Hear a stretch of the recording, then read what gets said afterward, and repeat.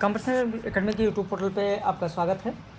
जैसा कि आप सभी लोगों को पता है कि हरियाणा असिस्टेंट प्रोफेसर की रिवाइज लिस्ट भी जारी हुई है और उस रिवाइज लिस्ट में 1 या 2 प्रश्नों पर शायद विचार किया गया है। तो नई लिस्ट जारी हुई है, उसमें भी आप अपना देख सकते हैं कि कौन सा रैंक है आपका। बाकी उसकी लिखित परीक्षा के लिए जो बैच इस समय चल रहा है उसमें टेस्ट सीरीज 1 से लेकर 15 तक इकाई 1, 2, 3, 4 और 5 तक करा दिया गया है। अब आज जो टेस्ट सीरीज 16 कराई जा रही है, यहाँ से गद्य विधा कराया जा रहा है और इस गद्य विधा में टेस्ट सीरीज 16 से लेकर टेस्ट सीरीज 20 तक हम लोग 2 इकाई की बात करेंगे, नाटक और उपन्यास। नाटक और उपन्यास पर आधारित जो प्रश्न होंगे वह टेस्ट सीरीज 16 से लेकर टेस्ट सीरीज 20 तक कराई जाएगी और फिर टेस्ट सीरीज 21 से लेकर टेस्ट सीरीज 25 तक कहानी और निबंध कराया जाएगा और फिर टेस्ट सीरीज 26, 27 और 28 3 में अन्य विधा करा दिया जाएगा और उसके बाद परीक्षा तक जो भी समय मिलता है उसमें संपूर्ण पाठ्यक्रम से और महत्वपूर्ण सेलेक्टेड प्रश्न ही कराए जाएंगे। तो आइए शुरू करते हैं आज के इस महत्वपूर्ण वीडियो को। आज की टेस्ट सीरीज जो 16 है इसमें उपन्यास और उपन्यास के साथ साथ नाटक विधा पर ध्यान दिया गया है। इसके साथ में वीडियो के साथ में आप लोगों को लिखित उत्तर, पूरा विस्तृत उत्तर का पीडीएफ भी दिया जाता है कि मान लो कोई कैंडिडेट ऐसा है जो वीडियो नहीं देख पा रहा है, उसके पास ज़्यादा समय नहीं है, तो कम से कम उस पीडीएफ को पढ़कर ही उत्तर को लिख सके, पीडीएफ का अध्ययन कर ले और उत्तर अपना लिखे। तो पूरा विस्तृत पीडीएफ भी दिया जाता है। अगर आप जुड़ते हैं, इस वीडियो को देख रहे हैं, अगर आप जुड़ते हैं तो इससे पहले की टेस्ट सीरीज 16 से पहले की जो टोटल 15 सीरीज हो चुकी हैं उनका विस्तृत उत्तर के साथ आपको पीडीएफ भी दे दिया जाएगा। अगर आप जुड़ना चाहते हैं तो इस नंबर पर आप संपर्क कर सकते हैं। अभी भी वक्त है, बहुत ज़्यादा इंतज़ार ना करें। अभी इस वीडियो को बनाने से पहले भी लोगों का फ़ोन आता है, लगातार 3-4 लोगों का फ़ोन आया।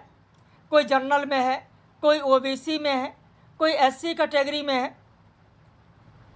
जैसे ओबीसी में जो सीटें हैं वो 13 सीटें हैं, 4 गुना बुलाया जाएगा, 52 है, यानी टोटल 52 बुलाए जाएंगे। किसी कैंडिडेट का फ़ोन आया, उन्होंने बताया कि सर मेरा 56 या 58 शायद है, तो मुझे बुलाया जाएगा या नहीं। तो जैसे अन्य सब्जेक्ट में हमेशा आप देख रहे हैं कि एक्स्ट्रा कैंडिडेट बुलाए जाते हैं, कुछ ऐसे भी कैंडिडेट हैं जो परीक्षा छोड़ देते हैं, तो इस तरीके से चांसेस बनते हैं। तो आप अपना रैंक देखकर और तैयारी शुरू कर दें, पूर्णतः रिजल्ट के इंतज़ार में ना रहें। तो आइए शुरू करते हैं आज की इस महत्वपूर्ण सीरीज को। बाकी जो निर्देश हैं ये तो पहली सीरीज में ही बता दिया गया था कि कुल 15 प्रश्न आएंगे, सभी करना अनिवार्य है, 300 से 350 शब्दों में आपको उत्तर देना है। तो ये पूरी जानकारी वीडियो पब्लिश से आप देख सकते हैं। सबसे पहले हम लोग बात करेंगे जो उपन्यास हैं। आज जो हम लोगों ने लिया है वो 3 उपन्यास लिया है और 3 नाटक लिया है। 3 उपन्यास और 3 नाटक आज लिए गए हैं। पाठ्यक्रम में आपके अगर नाटक की बात करें तो कुल 14 नाटक हैं और 13 उपन्यास हैं। इन्हीं 14 नाटक और 13 उपन्यास पर आधारित प्रश्न सीरीज 16 से 20 में कराई जाएगी। तो सबसे पहले बात करेंगे गोदान उपन्यास की। लेक्चर को सुने, समझें और फिर इसका जो उत्तर दिया जाएगा उसे भी देखें। तो लेक्चर को सुनिए, मनन करिए, फिर अपना उत्तर लिखने का प्रयास कीजिए। अगर समय है तो ही वीडियो को देखें, अगर समय नहीं है तो बस ऐसे सुन रहे हैं, कहीं और भी बिजी हैं, तो उस तरीके से आप मनन नहीं कर पाएंगे। और अगर समय तो अंत तक इसको देखें, चीज़ों को समझें। सबसे पहले बात गोदान उपन्यास की आती है। तो गोदान उपन्यास की भूमिका के रूप में आप लिखें कि उपन्यास सम्राट प्रेमचंद का अंतिम उपन्यास गोदान है, जिसका प्रकाशन 1935 ईस्वी में हुआ। इस उपन्यास को ग्रामीण जीवन और कृषि संस्कृति का महाकाव्य माना जाता है। ग्रामीण जीवन का इतना सजीव, व्यापक और प्रभावशाली चित्रण हिंदी के किसी उपन्यास में नहीं मिलता।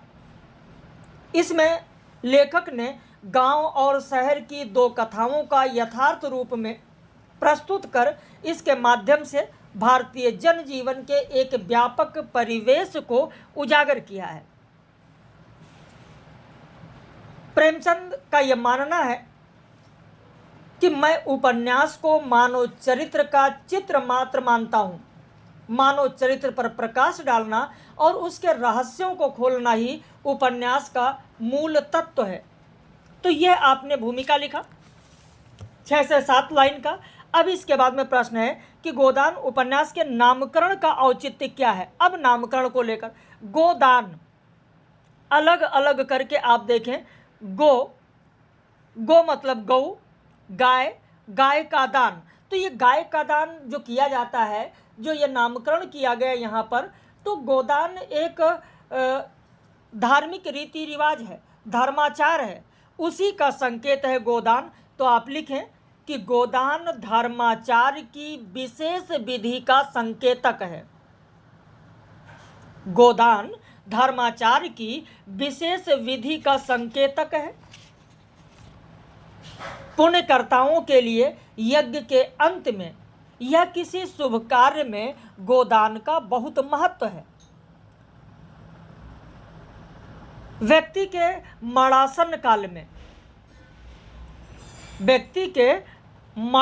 काल में जब कहते हैं कि व्यक्ति का अब अंतिम समय है, गोदान करा दीजिए। आपने गोदान उपन्यास भी पढ़ा होगा और आपने रियल लाइफ में देखा भी होगा। तो मनुष्य के मरणासन काल में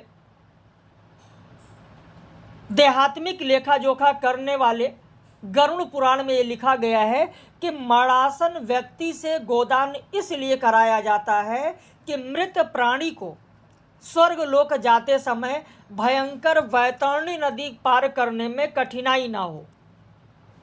वैतरणी नदी पार करने में कठिनाई ना हो। कहा जाता है कि वैतरणी जो नदी है वो पृथ्वी और यमलोक के बीच है और इसमें खून, अस्थि, बाल आदि भरे हैं। जल गर्म है। पापी इसमें बहुत दिन दुख भोग करते हैं, किंतु पुण्यात्मा सहज ही पार कर जाते हैं और पार करने के लिए गाय की पूंछ पकड़नी पड़ती है जो ब्राह्मण को दे दी जाती है। तो ये आपने उसके बारे में लिखा कि गोदान में क्या है, गोदान क्यों कराया जाता है। फिर पैराग्राफ चेंज करके लिखें कि गोदान के नामकरण में प्रेमचंद ने अपनी रस सिद्धि तथा शील प्रकाश का व्यंग मर्म संयोग प्रस्तुत किया है।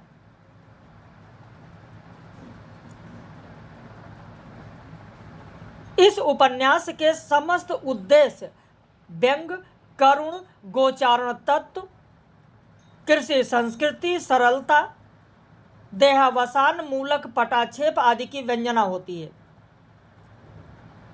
जिस व्यक्ति की गाय खरीदने की इकलौती साधना कभी पूरी ना हो सकी, उसके मरने के बाद गोदान का नाटक व्यंग्यवेधक है। यह हिंदू समाज के कर्मकांडी स्वरूप की नृशंसता को उजागर करता है। जिस व्यक्ति का लोक ही नहीं सुधरा, अनेक कष्टों में उसकी जिंदगी बीती, उसे परलोक का प्रलोभन देकर मरने पर भी उसके आर्थिक शोषण का षड्यंत्र किया गया। जिसने पूरी जिंदगी मात्र एक गाय की आकांक्षा और जो उसे कभी नहीं मिली, उसी के मरते समय गोदान करवाना एक व्यंग्यात्मक नाटक के अलावा और कुछ भी नहीं है। उस पर भी व्यंग है। गोदान के नाम पर गो संकल्पित ₹1.25 यानी 20 आने पैसे। तो गोदान शीर्षक में व्यंग और करुणा का मिश्रित संयोग हुआ है। फिर पैराग्राफ चेंज करके लिखे कि होरी मरणासन है, उसे लू लग गई है, सबको लग रहा है कि होरी कुछ क्षणों का मेहमान है, चला चली का समय आ पहुंचा है। हिंदू संस्कार के अनुसार मरने से पहले गोदान हो जाना चाहिए। हीरा जिसने होरी के गाय को विष देकर मार डाला था, धनिया से गोदान करा देने की बात कहता है। यह भी तो एक व्यंग है, किंतु गोदान संभव कैसे हो? गाय तो है नहीं। तो उस दिन धनिया द्वारा जो सुतली बेचकर 20 आने पैसे रखी थी, वही लाकर वह पति के ठंडे हाथों में रखकर पंडित जी से कहती है, दातादीन से कहती है, महाराज घर में गाय है, न बछिया न पैसा, यही पैसे हैं और यही इनका गोदान है। होरी से गोदान कराया जाता है जिसे वो जीते जी नहीं कर सका। अब उस संज्ञाहीन व्यक्ति के लिए गोदान का क्या अर्थ रह जाता है? गोदान कराया भी जाता है तो गाय नहीं, उसकी जगह द्रव्य गो है, रुपया गो है, धन गो है। बीज रूप में जो गाय का सपना प्रारंभ हुआ, उसका अंतिम अर्थ असत्य का यह सुतली के पैसों के रूप में दिया गया। तो यह घटना संपूर्ण उपन्यास को अंतर्व्याप्त करती हुई करुणासिक्त कर देती है। किसान होरी की यह आकांक्षा कि उसके दरवाजे पर एक गाय बंधी रहे और वो सीना तान कर चले, उसका किसानी जीवन सार्थक हो, लेकिन विडंबना है कि उसकी यह साध कभी पूरी नहीं होती है। गाय रखने के पीछे उसकी किसानी मानसिकता कार्य करती है। तो प्रेमचंद एक मर्मी व्यंग्यकार है और गोदान के माध्यम से वह बहुत ही सटीक व्यंग्य का संधान करते हैं। गोदान का व्यंग्य चौतरफा और मार्मिक है। गाय की अभिलाषा करता हुआ होरी किसान से मजदूर बन जाता है। मजदूरी करते हुए, सुतली काटते हुए गाय खरीदने की आकांक्षा पालता है, सपने देखता है। सपने रहे, गाय तो खरीदी नहीं जा सकी। मरने पर सुतली बेच कर आए 20 आने पैसे ही गाय बन जाती हैं, उसी का दान गोदान हो जाता है। तो समाज के ढकोसलेपन पर यह गहरा आघात है। भले ही इसका एहसास समाज को हो या ना हो, धार्मिक फरेब जीवन में ही नहीं, मरण काल और मरणोपरांत भी किसानों का शोषण करता है। इस तथ्य से प्रेमचंद पूरी तरह परिचित थे। जमींदार, साहूकार, पुलिस, पुरोहित सभी किसानों का शोषण करते हैं। गोदान के नाम पर पंडित दातादीन यमराज की तरह मरते होरी के समक्ष खड़े हैं। शोषण की इस व्यवस्था पर प्रेमचंद गहरा व्यंग करते हैं। होरी मर रहा है, वो धनिया से कहा सुना माफ करना कि करुण याचना करता है अपनी पत्नी से। गाय की लालसा ने ही उसकी यह सब दुर्दशा करवा दी है। वो मरना चाहता है, धनिया उसे मरने नहीं देना चाहती। वैसे उसके पास पैसे नहीं हैं कि वो डॉक्टर को बुला सके, मगर यंत्र की भांति दौड़ दौड़ कर कभी आम भून कर पना बनाती है, कभी होरी के देह में गेहूं की भूसी की मालिश करती है। पूरा गांव उस समय वहां उपस्थित है। गोदान का प्रस्ताव और उसका समर्थन तो सभी करते हैं, लेकिन होरी को बचाने के लिए डॉक्टर बुलवाने की बात कोई नहीं करता। होरी के परलोक की चिंता तो सबको है, इहलोक की चिंता किसी को नहीं है। 100 साधकों की जो यहाँ उपस्थिति है, इस उपस्थिति में धनिया पछाड़ खाकर गिर जाती है, संज्ञाहीन हो जाती है और उसकी यह संज्ञाहीनता पूरे माहौल को करुण बना जाती है। अब पैराग्राफ चेंज करके अंत में लिखें कि गोदान के नामकरण में शील और उसकी अभिव्यंजना प्रतीक गर्भित है, नैसर्गिक है। गोदान नाम ही नहीं, रूप भी है। उपन्यास के चिर अवसादमय अंत और शील की सरल अनिवार्यताओं के मर्म तथा व्यंग की इतनी सफल विभावना प्रशंसनीय है। गोदान का शीर्षक तीव्र व्यंग मूलक है। इसमें रूढ़िबद्ध जन विरोधी व्यवस्थाओं, आश्रमवादी वैचारिकता, आर्थिक विषमता और शोषणों के गोदान की ओर संकेत हुआ है। होरी का गोदान केवल एक किसान का गोदान नहीं है, पूरे किसानी समाज का गोदान है। नाश से ही नई मूल्य संभावनाएं जन्म लेती हैं, नाश से ही नए के सृजन की भूमिका बनेगी। गोदान शीर्षक विभिन्न शोषण व्यवस्थाओं की समाप्ति और आशापूर्ण भविष्य के निर्माण की प्रतीक की संज्ञा है। तो ये गोदान के नामकरण का औचित्य आपने देखा। अब गोदान की भाषा शैली पर प्रकाश डालिए। तो जो भूमिका में अभी मैंने गोदान के बारे में आपको बताया, ठीक वही भूमिका आपको यहाँ पर भी लिख देनी है। जो भूमिका अभी मैंने यहाँ पर बताया पहले प्रश्न में, वही भूमिका यहाँ लिख देनी है कि उपन्यास सम्राट प्रेमचंद के जीवन का अंतिम उपन्यास गोदान है, जिसका प्रकाशन 1935 में हुआ। इस रचना को ग्रामीण जीवन और कृषि संस्कृति का महाकाव्य कहा जाता है। ग्रामीण जीवन का इतना सजीव और व्यापक प्रभावशाली चित्रण हिंदी के किसी अन्य उपन्यास में नहीं मिलता। तो जो भूमिका मैंने यहाँ बताया है, वही भूमिका आप यहाँ पर भी लिखें। और भूमिका के बाद में इसकी भाषा शैली पर आते हैं कि इसकी भाषा शैली क्या है। तो भूमिका 4-5 लाइन लिखने के बाद लिखें कि भाषा के बारे में थोड़ा सा लिखें कि भाषा के महत्व और उसकी आवश्यकता पर विचार करते हुए प्रेमचंद ने लिखा है कि कोई समय था जब धर्म की एकता ही मनुष्यों के एकीकरण का मुख्य साधन थी। कोई समय था जब धर्म की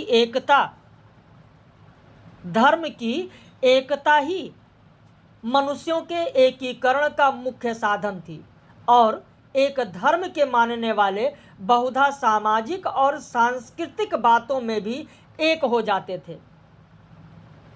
समाज और संस्कृति, जीवन और दृष्टिकोण सभी का उद्गम धर्म था, लेकिन नई जागृति ने धर्म को इस ऊंचे स्थान से हटा दिया और उसकी जगह पर जिन व्यवस्थाओं को बिठाया उनमें भाषा अगर मुख्य नहीं तो किसी तरह गौण भी नहीं।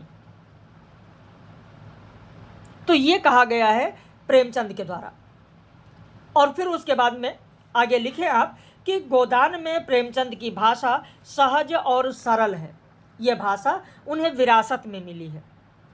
आचार्य नलिन बिलोचन शर्मा का इस संबंध में विचार है कि देवकीनंदन खत्री की लोकप्रियता और सफलता की चाह रखने वाले लेखक यह नहीं समझते थे कि खत्री जी का रहस्य सुरंग और लखलखा नहीं था या समाज में उसका स्थान नहीं था, बल्कि भाषा की वह सादगी थी जो यह सिद्ध करती है कि बहुत ही लोकप्रिय रचनाकार हैं।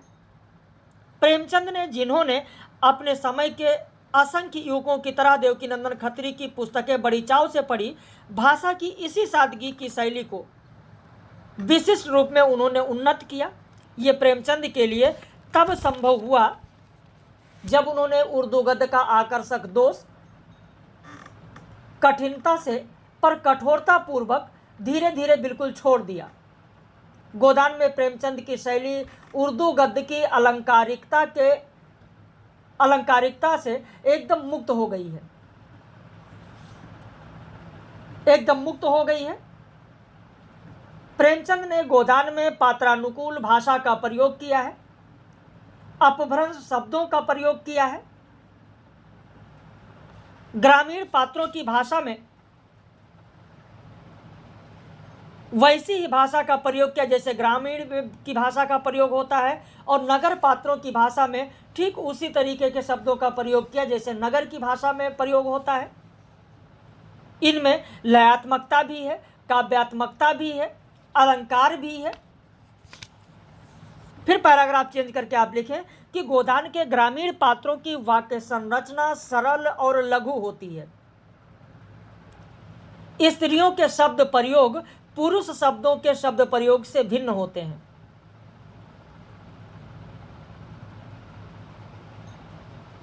इसमें महिला पात्र भोजपुरी और अवधी अंचलों में प्रचलित शब्दों और मुहावरों का अधिक प्रयोग करती हैं, जैसे निगोड़ा शब्द,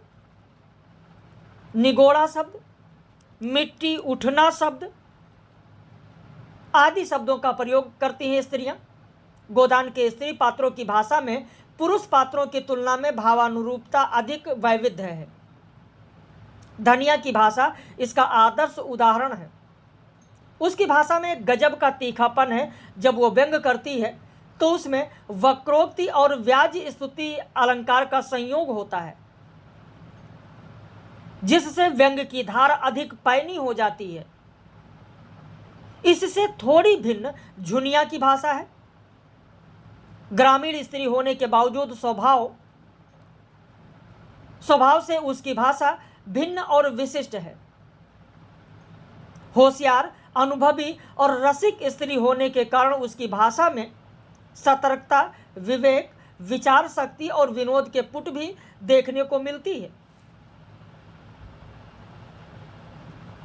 धनिया की तरह पुनिया की भाषा में भी तेजी है, लेकिन अंतर इतना ही है कि पुनिया लड़ाकू स्त्री है। पुनिया लड़ाकू स्त्री है। जहाँ धनिया की भाषा में व्यंग का तीखापन है, तो पुनिया की भाषा में अविधा की सीधी चोट है। एक स्थान पर वो अपने पति हीरा को गालियां देती हैं। पुनिया गाली देती है और क्या कहती है? पुन्नी हाय हाय करती जाती थी और कोसती जाती थी। तेरी मिट्टी उठे, तुझे हैजा हो जाए, तुझे मरी आवे, दैवी मैया तुझे लील जाए, तुझे इन्फ्लुएंजा हो जाए, भगवान करे तू कोढ़ी हो जाए, हाथ पांव कट फट जाए। तो इस तरीके की भाषा का प्रयोग किया गया। तो गांव की स्त्रियों द्वारा दी जाने वाली गालियों का ये मानक उदाहरण है। इसकी वाक्य संरचना भी महत्वपूर्ण है। पुनिया बिना दम लिए 7 वाक्यों का प्रयोग कर जाती है, पर किसी भी क्रिया की पुनरावृत्ति नहीं करती। सिर्फ हो जाए क्रिया को बार बार दोहराती है। सिर्फ हो जाए क्रिया को बार बार दोहराती है। गोदान के पुरुष पात्रों में स्त्री पात्रों से भिन्नता के साथ साथ ही विविधता भी है।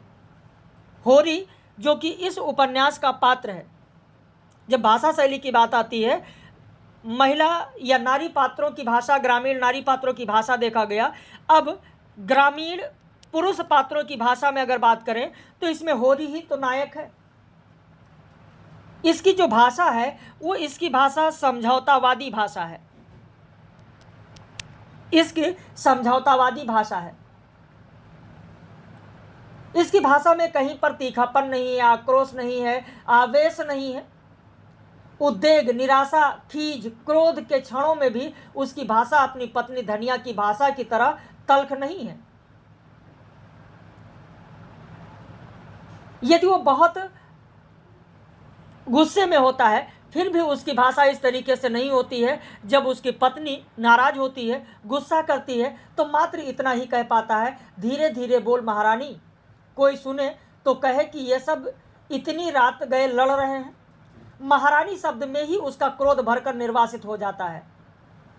इसी तरह जब होरी गाय के बारे में सोचता हुआ जा रहा है, उस समय उसकी स्वयं की चिंतन की भाषा अपनी सरलता, सहजता, स्वाभाविकता के कारण अधिक प्राणमयी हो जाती है। जबकि इससे भिन्न इसके पुत्र गोबर की भाषा आक्रोश, विद्रोह, व्यंग और तीखेपन से भरा हुआ है, क्योंकि उसका व्यक्तित्व विद्रोही है। गोबर का व्यक्तित्व उदंड है। उसकी भाषा में संस्कृत और उर्दू शब्दों का अपभ्रंश रूप नहीं के बराबर मिलता है। वैसे वो सरल वाक्यों का प्रयोग करता है। गोबर जब कहता है कि ये सब कहने की बातें हैं, हम लोग दाने दाने को मुहताज है, देह पर साबुत कपड़े नहीं हैं, चोटी का पसीना एड़ी तक आता है, तब भी गुजर नहीं होता। उन्हें क्या, मजे से गद्दी मसनद लगाए बैठे हैं, सैकड़ों नौकर चाकर हैं, हजारों आदमियों पर हुकूमत है। तो गोबर के व्यंग में भी तीक्ष्णता है। वो होरी पर भी व्यंग करते हुए कहता है कि बड़े आदमियों की हाँ में हाँ मिलाने में कुछ ना कुछ आनंद तो मिलता ही है, नहीं लोग मेंबरी के लिए क्यों खड़े हों। तो इस तरीके से पैराग्राफ अब चेंज करके आप लिखें नगर के पात्रों की भाषा। लिखिए, गोदान में ग्रामीण पात्रों की अपेक्षा नगर के पात्रों की संख्या कम है, लेकिन भाषा के स्तर पर उनका भी अपना महत्व है। नागर पात्रों की भाषा ग्रामीण पात्रों की भाषा से भिन्न है। शब्द चयन, वाक्य संरचना, अभिव्यक्ति कौशल सब कुछ अलग है। वे संस्कृत तथा उर्दू के तत्सम शब्दों का प्रयोग करते हैं। प्रोफेसर मेहता की भाषा इसका मानक रूप उपस्थित करती है। यहाँ पर नगर पात्रों में प्रोफेसर मेहता की बात करें तो इनकी जो भाषा है वो अलग ही है। मानक रूप है कह सकते हैं। इस संबंध में प्रेमचंद के विचार है कि वह किसी प्रश्न पर अपना मत प्रकट करते थे तो जैसे अपनी सारी आत्मा उसमें डाल देते थे। इसी तरीके से मालती जैसी विदुषी क्रोध आवेश में जिस भाषा का प्रयोग करती है उसमें व्यंग और ईर्षा का भाव लावा की तरह फूटता है। कहती है बस बस वह देवी है, मैं मान गई, उसके वक्ष में उभार है, नितंबों में भारीपन है, देवी होने के लिए और क्या चाहिए। जब मेहता एक जंगली युवती के देवी कहने पर मालती अपने क्रोध को अभिव्यक्त कर इन्हीं शब्दों में अभिव्यक्त करती है।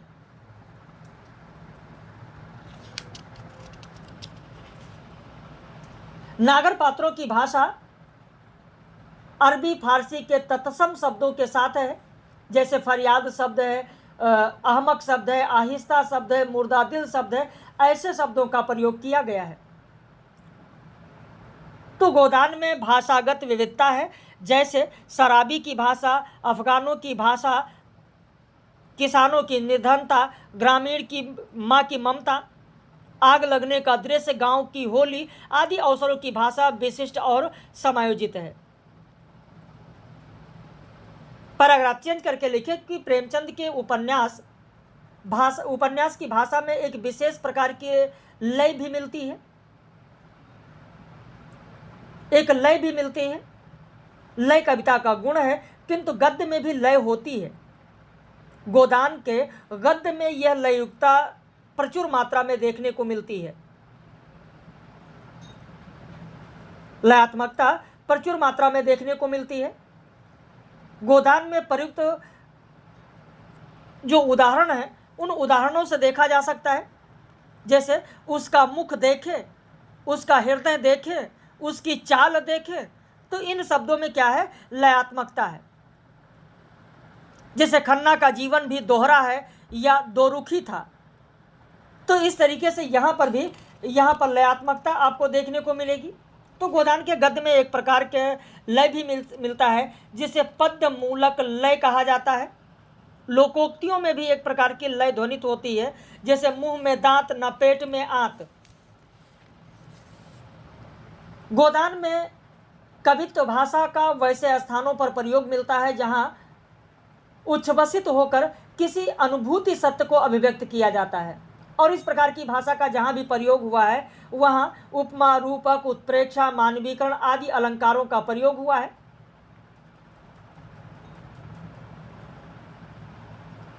तो इसमें काव्यात्मकता भी देखने को मिलती है,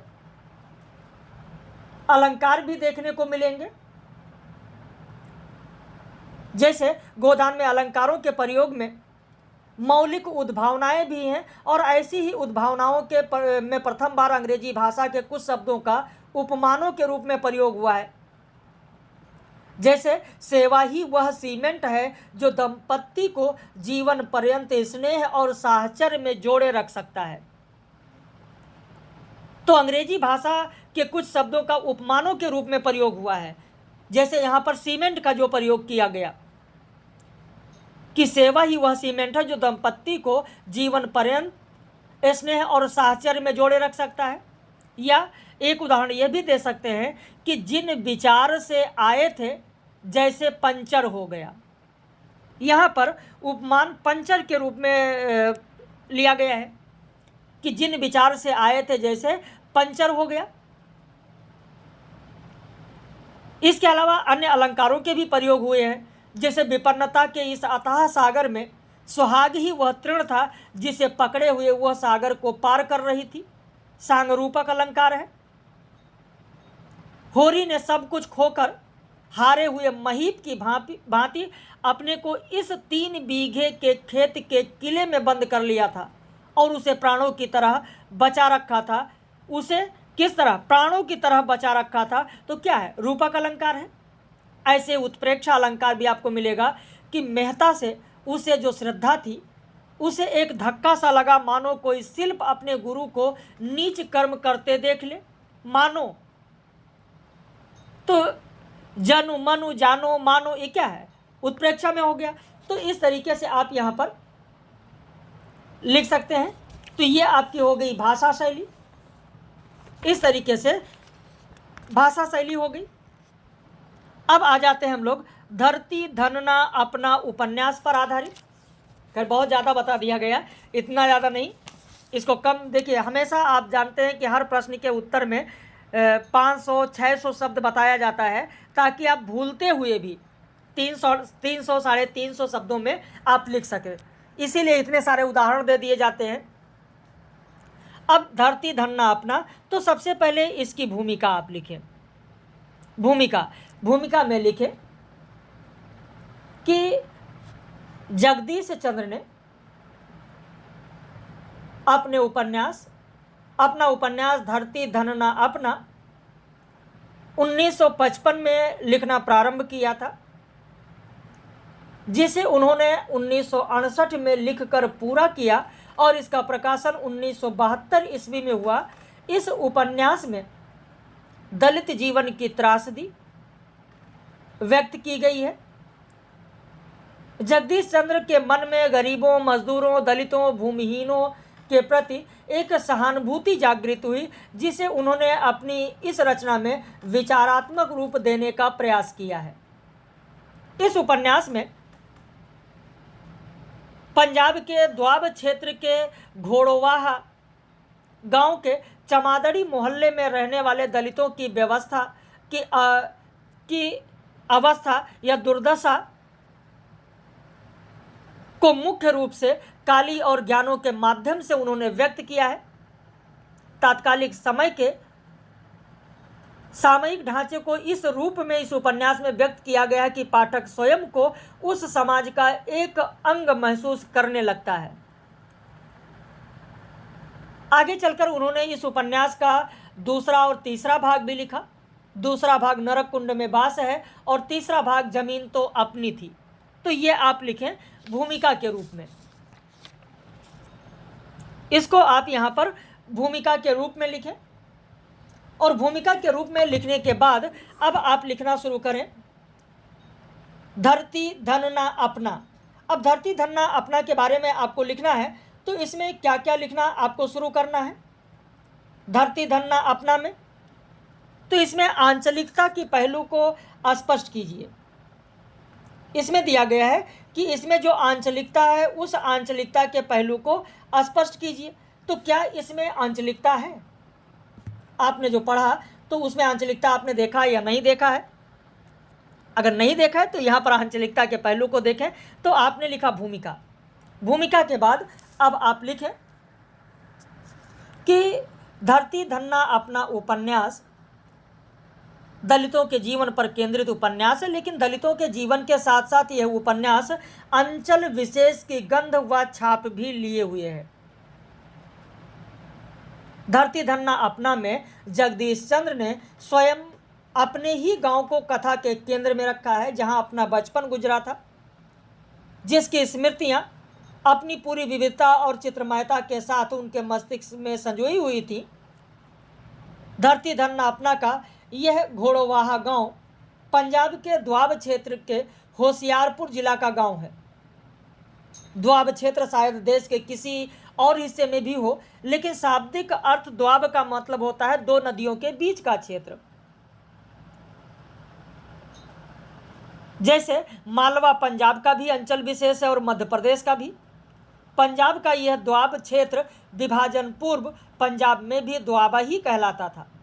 आज एक पाकिस्तानी पंजाबी उपन्यासकार ने इसी क्षेत्र को आधार बनाकर द्वाब शीर्षक से पंजाबी उपन्यास भी लिखा है। तो धरती धनना अपना उपन्यास के द्वाब क्षेत्र में होशियारपुर जिले का गांव घोड़ोवाह चित्रित हुआ है। द्वाब क्षेत्र में पंजाब के जालंधर, होशियारपुर, कपूरथला, नवांशहर जिले आते हैं। इनमें से होशियारपुर जिले की हद या सीमा हिमाचल प्रदेश के पहाड़ी क्षेत्र से लगती है और होशियारपुर क्षेत्र पहाड़ी क्षेत्र की गोद में बसा है। इस क्षेत्र का विशिष्ट शब्द है, इस क्षेत्र का या आंचलिक शब्द है चो,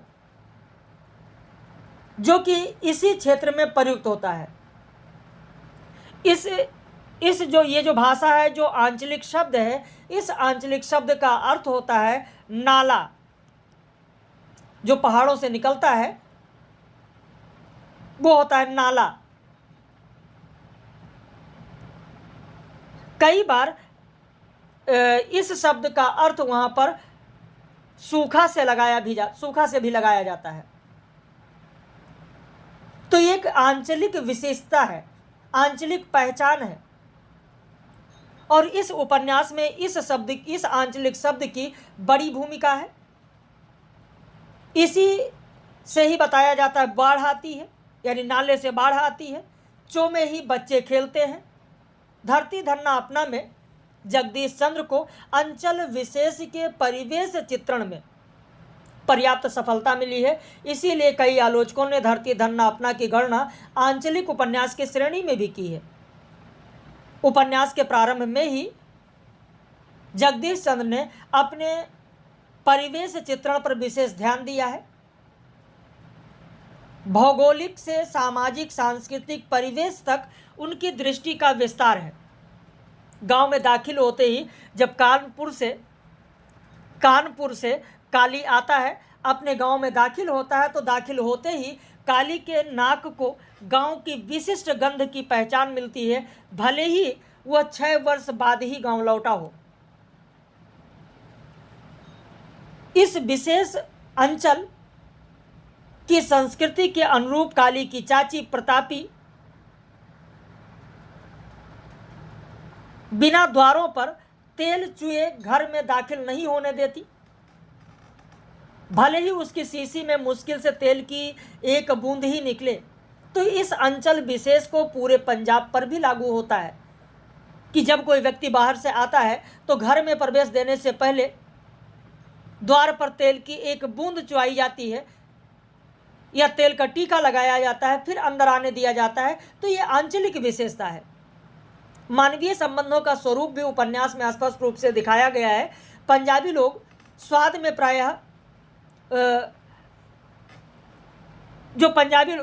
स्वाद को छोड़ दीजिए, पंजाबी लोग प्रायः भावुक संबंधों में सुरीले होते हैं, इसीलिए अपने संबंधों की चर्चा वे ऊंचे स्वरों में करते हैं। वैसे तो प्रायः उनका प्रत्येक व्यवहार ऊंचे सुर वाला होता है, और यही स्थिति घोड़ोवाहा गांव के दलित संबंध की भी है।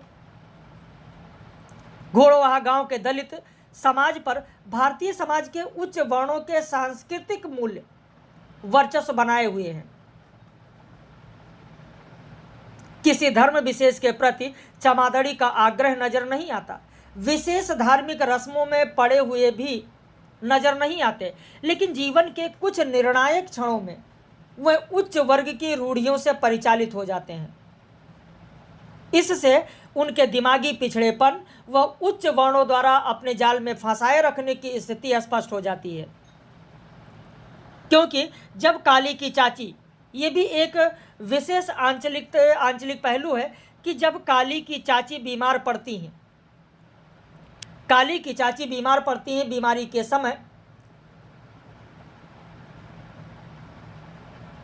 बीमारी के समय जब काली कानपुर में 6 वर्ष रहकर लौटने पर भी इतना तर्कशील और समझदार नहीं बन पाता है कि वो ओझा के जाल से नहीं बचता है। जो ओझा होते हैं उनके जाल से नहीं बचता है, और चाची का इलाज डॉक्टर से कराता है, और ओझा के चक्कर में भी पड़ता है। झाड़ फूंक के चक्कर में पड़कर चाची के प्राण भी गंवा देती है। अपना चैन और चाची के लिए गहने, ये सब रुपए, ये सारे के सारे रुपए दांव पर लग जाते हैं। वास्तव में धरती धन्ना अपना में दलित सांस्कृतिक स्तर पर पिछड़े इसलिए भी हैं कि उनमें शिक्षा का प्रायः अभाव है। पढ़े लिखे दलित की चर्चा इस उपन्यास में कहीं पर भी आपको देखने को नहीं मिलेगी। स्कूल की चर्चा कहीं पर भी नहीं मिलेगी, और अगर मिलेगी एक जगह पर तो वहां दलित बच्चों को पढ़ने की इजाजत नहीं है। शिक्षा का यह अभाव भी उन्हें सांस्कृतिक रूप से पिछड़ेपन में जकड़े रखता है। उनकी संस्कृति का सबसे अधिक दमनकारी रूप उभर कर सामने आता है काली और ज्ञानों के प्रेम के प्रति दलित समाज की प्रतिक्रिया में। गांव में एक भी ऐसा उदार मन व्यक्ति नजर नहीं आता जो उनके प्रेम का प्रशंसक हो, जबकि मिस्त्री संता सिंह जो है, मिस्त्री संता सिंह काली को ज्ञानों का यौवन लूटने के लिए ही उकसाता है, उनके सच्चे प्रेम का वो प्रशंसक नहीं है। डॉक्टर बिशन दास जैसा कॉमरेड भी स्त्री पुरुष साथी चुनाव का समर्थक नजर नहीं आता। गांव का दलित समाज काली ज्ञानों को सीधी नातेदारी का संबंध न होकर भी जबरदस्ती भाई बहन बनाने व मनवाने पर उतारू है, जबकि देश के आदिवासी क्षेत्रों में ऐसी दमनकारी स्थिति नजर नहीं आती। इसी तरीके से इस द्वाब में जो आंचलिक पहलू अलग नजर आता है वो है सामलात भूमि की, उसका चो शब्द का, और यहाँ पर सामलात भूमि का इस तरीके से पॉइंट बनाकर भी आप लिख सकते हैं। एक तो चो शब्द को पॉइंट बनाकर लिख सकते हैं, उधर शिक्षा के साथ में काली और ज्ञानों के प्रेम को पॉइंट बनाकर लिख सकते हैं। तीसरे पॉइंट में सामलात और मौरूसी अधिकार को बनाकर लिख सकते हैं। द्वाब क्षेत्र में गांव की साझी जमीन जिसे सामलात कहा जाता था, इन पर दलितों के घर होने व ये घर उनकी मालकियत ना होकर मौरूसी अधिकार, यानी जब तक उनका खानदान चलता है तभी तक उस घर की जमीन के टुकड़े पर उनका हक माना जाता है। इसके बाद वह सामलात जमीन हो जाती है, यानी गांव की साझी जमीन हो जाती है। तो इस स्थिति को भी दिखाया गया है। बाद में उन्हें मालकियत अधिकार मिले हैं। धरती धन्ना अपना का जो कालखंड है वो 1947-48 से 60-65 के बीच का प्रतीक है, और इस कालखंड में गांवों में व द्वाब अंचल में दलितों की सामाजिक आर्थिक स्थिति को जगदीश चंद्र ने यथार्थ रूप से प्रस्तुत किया है। द्वाब क्षेत्र में कम्युनिस्ट आंदोलन का व्यंग्य चित्र भी यथार्थ रूप से प्रस्तुत होता है, यद्यपि सभी गांवों में ऐसी स्थिति नहीं थी। इस क्षेत्र के कई गांवों में कम्युनिस्ट आंदोलन सशक्त रहा। दर्शन सिंह, चन्नन सिंह, ये दोनों ही खालिस्तानियों द्वारा शहीद किए गए थे। दोनों इस कालखंड में काफ़ी सक्रिय भी थे। अंत में आप भाषा में आ जाएं, भाषा पर आधारित लिख दें। भाषा में मुहावरों का जो प्रयोग हुआ है उनको आप लिख दें। ये भी आंचलिक विशेषता है कि उपन्यास की भाषा पर इस क्षेत्र की अपनी भाषा की छाप, अपनी पूरी शैली लिए हुए है। इस भाषा शैली में पंजाबी भाषा के चो, सामलात जैसे शब्दों, पंजाबी मुहावरों के प्रयोग ने आंचलिक पहलू को और भी सुंदरता प्रदान किया है। हालांकि कई स्थानों पर पंजाबी मुहावरों का हिंदी रूपांतरण कुछ अटपटा सा भी लगता है, जैसे चौधरियों से माथा लेना होता है, चोट नहीं खाएगा तो और क्या होगा, शुक्र करे जान बच गई। जबकि पंजाबी में मुहावरा है पंगा लेना, तो है, लेकिन हिंदी में वही कहा गया माथा लेना, तो इस तरीके से अटपटा भी लगता है। जहाँ तक घोड़ोवाह या इस अंचल में जाति आधारित छुआछूत का व्यवहार है, वह भी इस अंचल में है। 7वें दशक तक जमींदार और खेत मजदूरों के झगड़े में हरिजनों के बायकॉट व उनका खेतों में जाना बंद करने की खबरें समाचार पत्रों में अक्सर छपती थी। दलित जागृति के साथ साथ घटनाएं कम हुई हैं। नक्सलवादी आंदोलन ने भी दलित बायकॉट को कम करने की भूमिका निभाई है। तो इस तरीके से यह आंचलिकता यहाँ पर देखने को मिलती है। कुल मिलाकर धरती धन्ना अपना का अंचल विशेष चरित्र, विविधता व चित्रमयता के साथ यहाँ पर स्पष्ट होता है। अब इसके बाद में जो चौथा प्रश्न है, धरती धन्ना अपना उपन्यास में काली और ज्ञानों का चरित्र चित्रण, तो जो भूमिका इससे पहले के प्रश्न में बताई गई वही भूमिका आपको यहाँ पर लिखना है। और यहाँ पर लिखने के बाद में अब काली और ज्ञानों के बारे में आपको लिखना है कि काली और ज्ञानों का जो चरित्र चित्रण है उनका चरित्र चित्रण करना है। जैसे ज्ञानों की अगर बात करें, ज्ञानों की बात करें तो ज्ञानों के बारे में आप लिखें कि ज्ञानों, केवल सुन ले, समझ ले ऐसे, ज्ञानों जस्सों की बेटी, ज्ञानों जस्सों की बेटी है, ज्ञानों के बारे में लिख दे। जस्सों की बेटी है, मंगू की बहन है। ज्ञानों और मंगू अपने घर में दो विपरीत दिशाएं हैं। मंगू चौधरियों की चापलूसी करता है, गुलामी करता है, और जबकि जो ज्ञानों है वो जन्मजात विद्रोहणी है, यानी भाई और बहन एक दूसरे के विपरीत है। ज्ञानों के इसी स्वभाव के कारण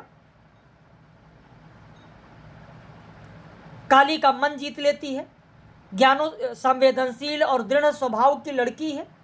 चौधरियों से पिटे जीतू की देखभाल वो करती है।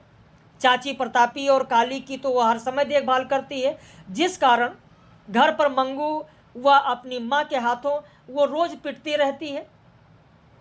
ज्ञानों के चरित्र में दृढ़ता उसका बहुत बड़ा गुण है। कई अर्थों में वो काली से भी अधिक दृढ़ चरित्र है। किसी चौधरी की मजाल नहीं कि उसे छेड़े या तंग करे। हालांकि चमारों की लड़कियों को चौधरी अपना चारा ही समझते थे। काली के पक्का मकान बनाने की बात से ज्ञानों ही सबसे अधिक खुश होती है, और वो काली को इसके लिए उत्साहित भी करती है।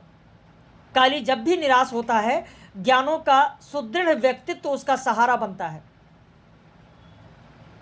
काली को कबड्डी के खेल में हरदेव चोट पहुंचाता है तो ज्ञानों हर तरह का खतरा मोल लेकर काली से मिलने आती है। यहीं पर पहली बार उसके शारीरिक संबंध भी बनते हैं, लेकिन ज्ञानों इन संबंधों से खुश ना होकर शर्म और डर महसूस करती है, और जब कभी काली इस तरह के संबंध का आग्रह करता है तो ज्ञानों उस पर खींचती है। ज्ञानों की गर्भवती होने की स्थिति ही उसकी हत्या का कारण बनती है। स्त्री पुरुष शारीरिक संबंधों की कीमत स्त्री को कई बार अपने प्राणों की आहुति देकर चुकानी पड़ती है, और वही ज्ञानों के साथ में होता है। ज्ञानों भी इसी स्थिति का शिकार बनती है। चमार संघर्ष के समय ज्ञानों पूरे उत्साह में है। काली का पूरा ध्यान रखते हुए भी ज्ञानों एक स्वाभिमानी लड़की है। ज्ञानों का दुखद अंत अत्यंत मार्मिक है, क्योंकि ज्ञानों के गर्भाशय की स्थिति उसके लिए अत्यंत विषम परिस्थिति पैदा कर देता है। उसका विवाह करने से उसकी माँ के प्रयास असफल हो जाते हैं। काली के साथ ब्याहने को उसकी माँ या भाई तैयार नहीं है। खुद गांव भी इसे स्वीकार करने को तैयार नहीं है। पादरी भी उनका ब्याह करवाने से इनकार कर देता है, हालांकि वह ईसाई बनने को भी राजी हो जाते हैं। इस हालत में वही हुआ जो गांवों में अक्सर होता है। माँ ज्ञानों को जहर देकर मार देती है, और वो चुपचाप स्वीकार भी कर लेती है। पहली बार उसका भाई मंगू उसके लिए रोता है। माँ चीखें मारती है। गांव वालों को इन चीखों का राज पता है, क्योंकि गांव में हर प्रेम की सारी लड़कियों का गर्भवती होने के बाद यही हाल होता है। और ऐसी ही मुटियार माँ की चीखें बहुत ही करुण भरी होती थी, क्योंकि उनमें बेटी के पाप के साथ साथ उसके पाप का पछतावा भी शामिल होता था। तो ये ज्ञानों की बात हो रही है। अब ज्ञानों के बाद में अगर काली की बात की जाए तो काली के बारे में आप लिखें कि काली इस उपन्यास का मुख्य पात्र है। काली के पिता का नाम माखे था। उसकी माँ सैसों काल में ही मर गई थी। उसके चाचा चाची ने उसे पाला था, जिनका अपना कोई बच्चा नहीं बचता, इसलिए काली उनका पुत्र भी है और उनके खानदान की एकमात्र निशानी भी है। उपन्यास का आरंभ काली के 6 साल बाद गांव लौटने से होता है, लेकिन उसे गांव क्यों छोड़ना पड़ा और गांव क्यों लौटता है, इसे आगे चलकर स्पष्ट किया गया है कि काली का पिता पहलवानी करता था और गांव का इज्जतदार आदमी था, लेकिन वह काली को बिना जी भर देखे चल बसता है।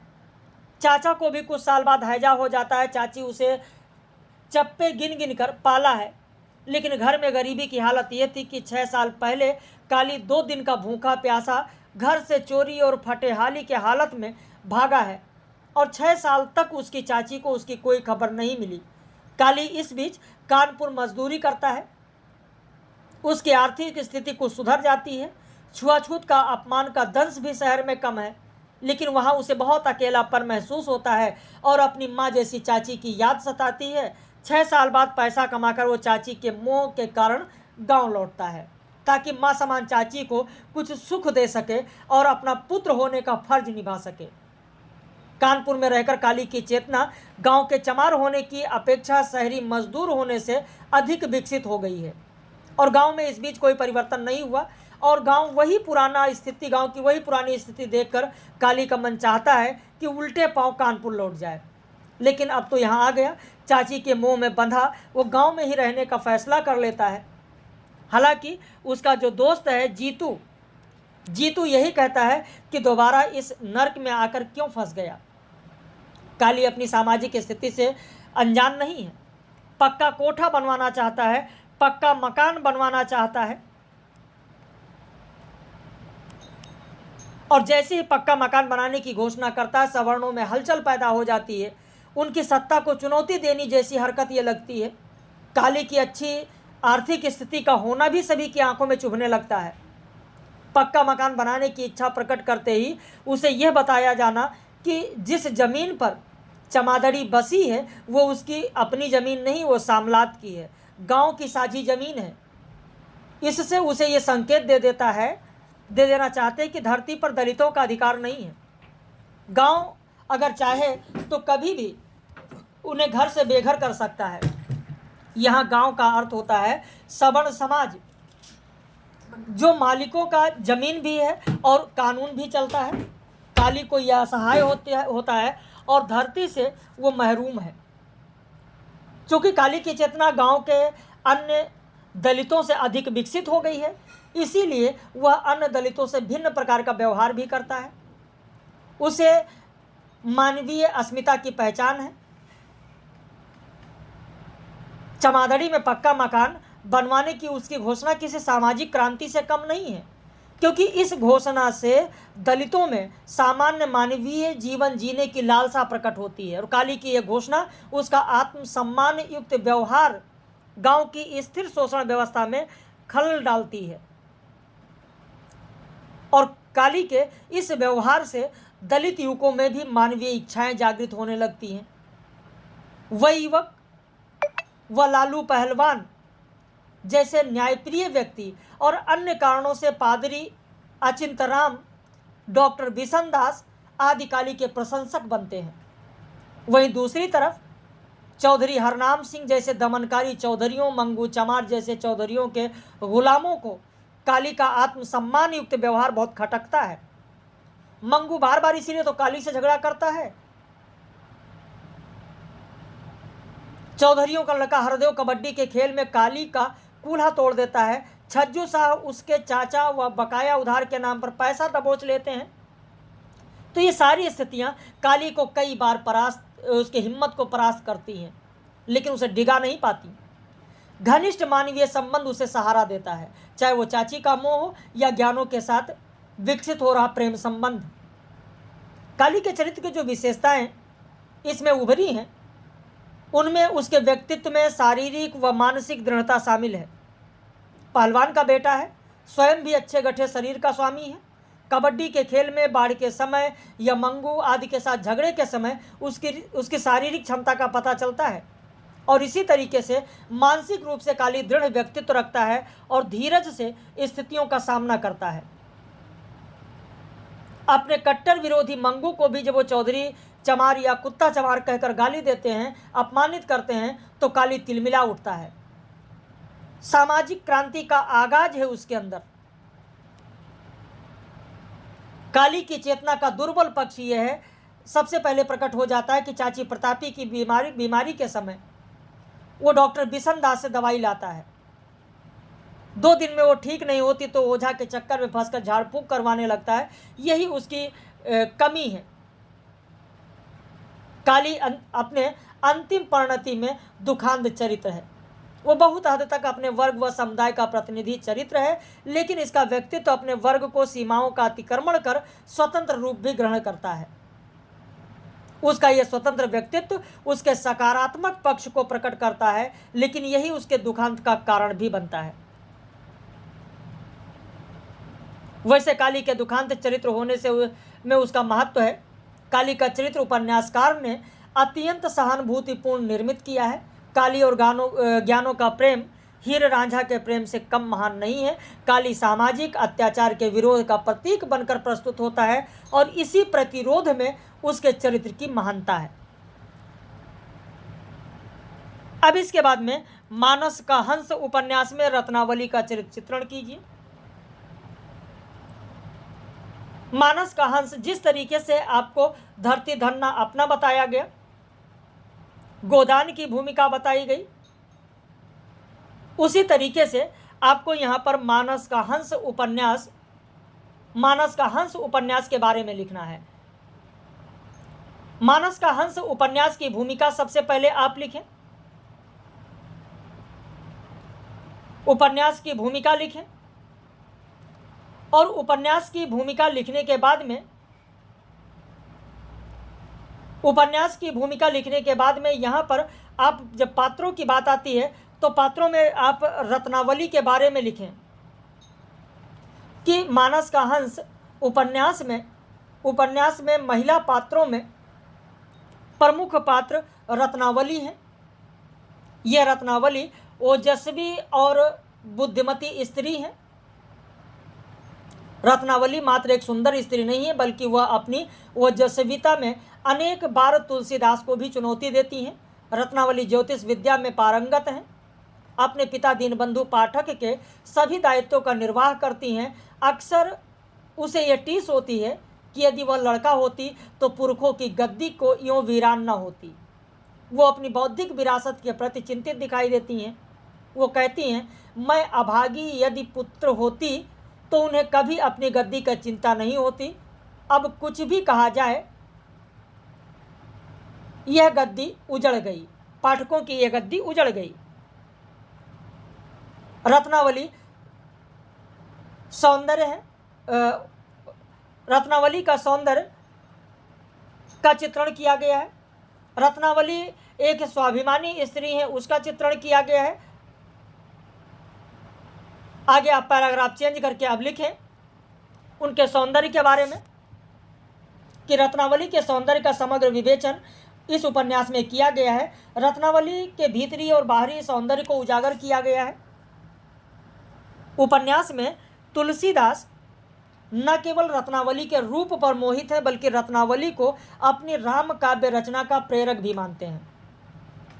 उन्होंने रत्नावली के बारे में लिखा है कि कंचन सा चेहरा, चेहरे पर आत्मतेज और वाणी में आत्मविश्वास की ऐसी दीप्त थी कि तुलसीदास की आंखें शिष्टाचार भूलकर कुछ क्षणों के लिए रत्नावली के मुख को एकटक निहारने लगीं।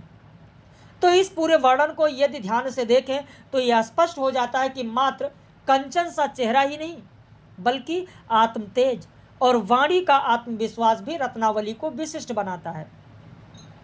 वह आत्मतेज और आत्मविश्वास उसी व्यक्ति में हो सकता है जो ज्ञान और प्रतिभा से संपन्न हो। रत्नावली के बारे में कहा गया है कि मानस का हंस की सबसे तेजस्वी पात्र रत्नावली है। तुलसी की पत्नी विषयक किंवदंती का उपयोग बहुत ही इसमें सावधानी और कौशल के साथ किया गया है। पैराग्राफ चेंज करके लिखे कि रत्नावली के व्यक्तित्व में उनका सौंदर्य कोमल पक्ष को ही सामने नहीं लाता, बल्कि उनके व्यक्तित्व के अनेक पक्षों को भी उद्घाटित करता है। वह स्त्री जीवन के प्रति अपने निष्कर्षों और निर्णयों में बेहद वस्तुनिष्ठ और तार्किक दृष्टि अपनाती हैं। जब तुलसीदास रत्नावली के ममेरे भाई गंगेश्वर को घर आने के लिए मना करते हैं तो रत्नावली को बुरा लगता है। ममेरे भाई नाम लिख लीजिए ताकि उल्लेख कर सकें। तो तुलसीदास से कहती हैं कि आपने मेरे पीहर का अपमान किया है, मैं इसे नहीं सह सकती। पीहर का पक्ष लेना नारी मन का नैसर्गिक न्याय है। पीहर का कुत्ता भी प्यारा लगता है और ये तो मेरा भाई है। इस सब के बावजूद रत्नावली के मन में तुलसीदास के प्रति अगाध प्रेम भी है। तुलसीदास से क्षमा मांगते हुए कहती हैं कि जो भी हो, मेरा सौंदर्य और मेरे सारे गुण अपनी पूरी शक्ति के साथ तुम्हें बांधते थे, पर मेरा एक दोस्त बार बार त्रिशूल की तरह तुम्हारे कलेजे में चुभता था। हाय नाथ, मैंने तुम्हारे प्रति कितने पाप किए हैं। रत्नावली की यह स्वीकारोक्ति तुलसीदास के प्रति रत्नावली के स्नेह को दर्शाती है। पति के प्रति अगाध स्नेह के साथ साथ रत्नावली एक कुशल गृहिणी और माता भी हैं। पुत्र तारापति के लालन पालन से लेकर घर द्वार के सारे कार्य रत्नावली बहुत कुशलता से करती हैं। इस उपन्यास में तुलसीदास को कोई देवता के रूप में नहीं बल्कि एक मनुष्य के रूप में चित्रित किया गया, इसलिए सहज मानवीय दुर्बलताएं जैसे मोह और काम उनके जीवन में लगातार बने रहते हैं। रत्नावली ही वास्तव में तुलसीदास को सारे प्रपंचों से हटाकर उनके आराध्य राम के मार्ग पर लेकर आती हैं। प्रेम के वशीभूत तुलसीदास जब आधी रात को बारिश में भीगते हुए ससुराल पहुंचते हैं तो पति के अपमान को न स्वीकारने के कारण रत्नावली तुलसीदास को ही ताना मार देती हैं कि स्त्री और पुरुष में यही तो अंतर होता है। नारी भले ही कामवश माता क्यों न बने, किंतु माता बनकर वह एक जगह निष्काम भी हो जाती है, और पुरुष पिता बनकर भी दायित्व बोध भली प्रकार से अनुभव नहीं करता। सच पूछो तो वह किसी के प्रति अपना दायित्व अनुभव नहीं करता। वह नीरे चाम का लोभी है, जीव में रमे राम का नहीं। तो रत्नावली का यह कथन तुलसीदास को पूरा झकझोर देता है। वह स्वयं से प्रश्न करते हैं कि क्या ये सही है, जो हमारी ईश्वर भक्ति है, क्या यह सही है। रत्नावली का यह व्यंग या ताना जैसे तुलसीदास को उनके जीवन के लक्ष्य को ठेस पहुंचाता है। वह सब कुछ को छोड़कर मात्र राम के रास्ते पर चल पड़ते हैं, और इस प्रसंग के बाद भी तुलसीदास के मन में रत्नावली के प्रति स्नेह समाप्त नहीं होता। वृद्धावस्था में रत्नावली का देहांत हो जाता है, परंतु तुलसीदास रत्नावली से किया अपना वादा निभाते हैं और पत्नी के अंतिम समय में मिलने पहुंच जाते हैं। तो रत्नावली का चरित्र संयम, त्याग, स्वाभिमान, श्रद्धा, स्नेह से परिपूर्ण है। किन्हीं विशिष्ट परिस्थितियों में यह चरित्र लोगों को कठोर और अहंकारी भी लग सकता है, पर समग्रता से देखने पर इस धारणा का खंडन इस उपन्यास में दिखाई देता है। अब ऐसे मानस का हंस उपन्यास में तुलसीदास का चरित्र चित्रण, तो मुझे लगता है मानस का हंस में तुलसीदास का चरित्र चित्रण अब आप लिख ही लेंगे।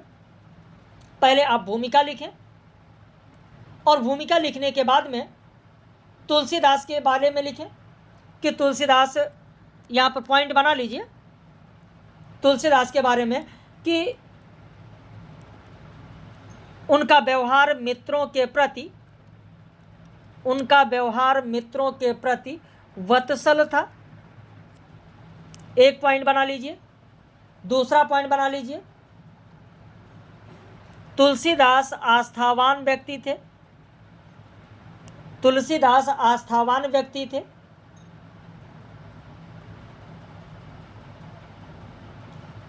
तुलसीदास को समाज संगठन कर्ता भी कहा जाता है। तुलसीदास को समाज संगठन कर्ता भी कहा जाता है।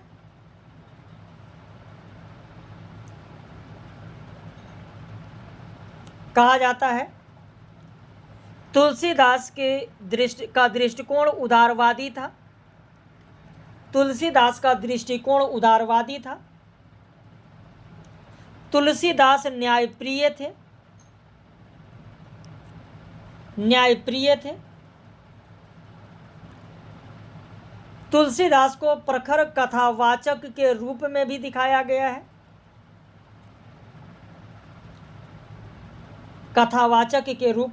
गया है। तुलसीदास महाकवि होने के साथ साथ साहसी और स्वाभिमानी भी थे। तो इन पॉइंट के आधार पर आप आराम से लिख सकते हैं। अब इसके बाद में जो अगला होगा उसमें हम लोग बात करेंगे अंधा युग नाटक की बात करेंगे। अंधा युग नाटक में चरित्र योजना पर प्रकाश डालिए, धृतराष्ट्र और गांधारी के चरित्र का चित्रण कीजिए, फिर आधे अधूरे की बात करेंगे। तो ये सेकंड पार्ट में हम लोग बात करेंगे। फर्स्ट पार्ट आपने देखा, अपनी प्रतिक्रिया आप ज़रूर व्यक्त कीजिएगा। बाकी सेकंड पार्ट में हम लोग मिलेंगे। आधे अधूरे और अंधा युग नाटक, फिर गोदान अंधेर नगरी नाटक, गोदान उपन्यास और अंधेर नगरी नाटक पर। तो चलिए हम लोग फिर मिलेंगे सेकंड पार्ट में।